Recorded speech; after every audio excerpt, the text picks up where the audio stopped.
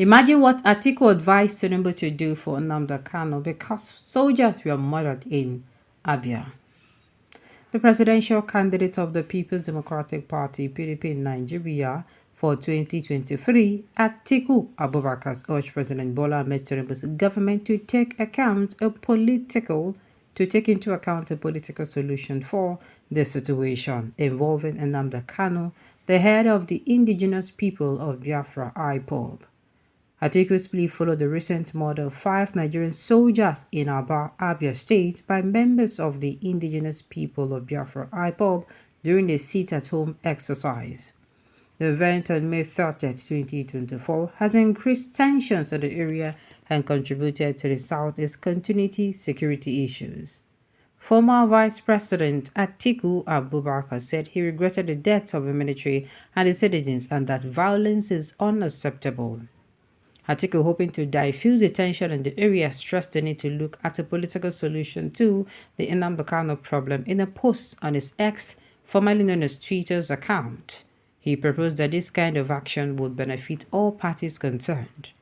Atiku also bemoaned the way the sit-at-home directive affected the way the West African Examination Council (WAEC) administered examination in the Southeast. In order to distinguish painful lawful protesters and criminal elements, he demanded that the unknown gunman mask be off.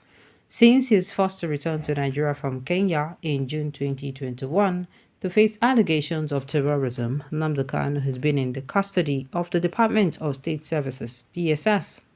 Kanu is still being held without charge or appeal, even after the Supreme Court recently overturned an earlier ruling by the Napoleon Court that had mandated his release. Growing worries about the security situation in the Southeast and the need for a comprehensive strategy to address the underlying causes are reflected in Atiku's plea for a political settlement to the Nnamdi Kanu's case. Atiku's plan seeks to investigate other avenues for reducing tensions and resolving the conflict peacefully, even as the area still struggles with the effects of sit-at-home directive and the continuing legal actions. I don't understand. They say, see what they advise. Okay, he advised them to use political solution. And this is what they have been saying for a very long time. Everything will be gra-gra. Instead of, them to use political situation, what we are hearing Tinubu said is that for those who be saying mandate people to sit at home, they will also come down heavily on them. I'm asking, is that the problem? Are you aware that even those people who sat at home in Abia State, this could actually be their brothers, this could be their husbands, this could be their fathers. So you want also make them, that May 30th, first of all, that May 30th was their Biafra Remembrance Day, number 1. Number 2, people were murdered in Abia State. Meanwhile, the people that were murdered, you don't know them, but all we know is that they're actually of a southeastern extraction, which they are from southeastern Nigeria. It is very possible that some of them, if not all of them, some of them are actually from Aba. They have also been thrown into mourning. I don't know if I'm making sense. So yes, it's not just Atiku. Even the what's it called? They don't talk about this thing for a very, very long time. You get? As for me, I'm tired of hearing Nigerian Criminal Armed Forces laying allegation on IPOB, whereas IPOB is clean.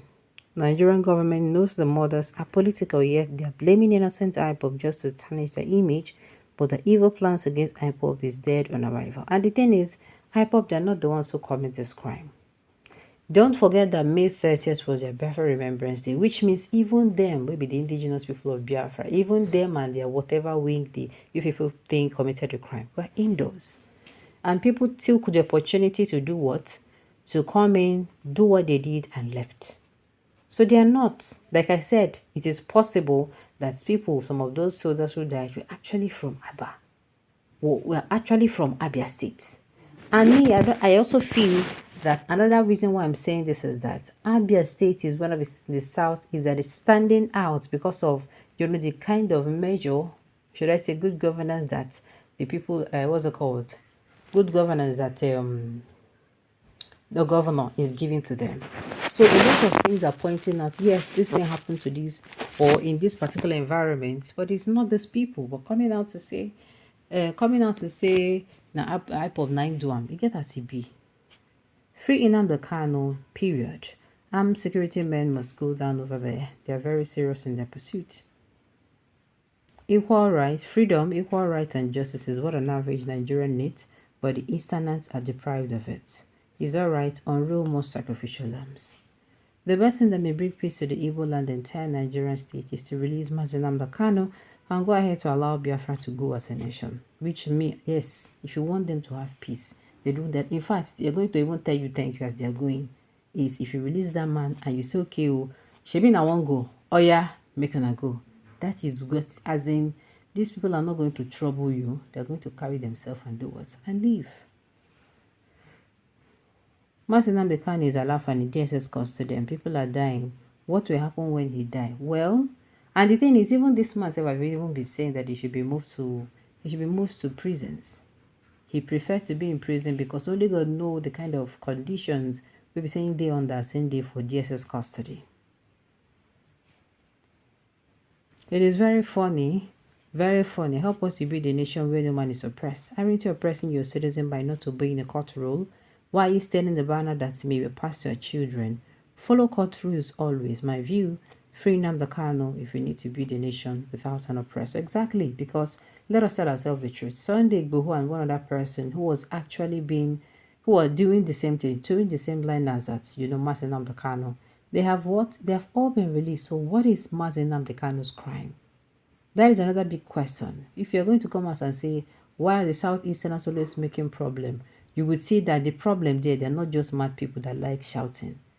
They are somebody, yes, they arrested somebody, they put him in prison, they put Sunday Igboho in prison, but today, where's Sunday Igboho today? Sunday Igboho is working like a free man. Whatever happened to him while in detention, he's already trying to heal. You get? We know the true leaders with leadership capacity for their utterances. What the Nigerian government refuses to understand is that as long as they continue to hold Mazi Nnamdi Kanu in detention, there will be more worse situation. And that is true. And let's not forget that there's a probability of this thing that happened, this particular thing that happened to be, political too. Yes, I told you guys when the southeastern region was really, really hot, that time before election that make una wait, let the election finish. And what happened? Election finished, everywhere was like cold water. I told the people this thing was political.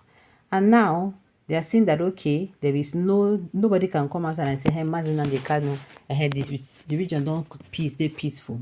They don't start again. And P2B is now going up and down. It's not looking like it's going to. They have already started again. That is what I'm saying. Let these people go. Release them and at least these people are not even asking for too much. They're asking for equity, peace, equity, justice and peace and progress. That is what they're asking for. And if you're not going to give it to them, they say, let us go. Very simple. All right, on this note, you have come to the end of the news. So thank you for tuning in to listen until I come your way next time. Enjoy.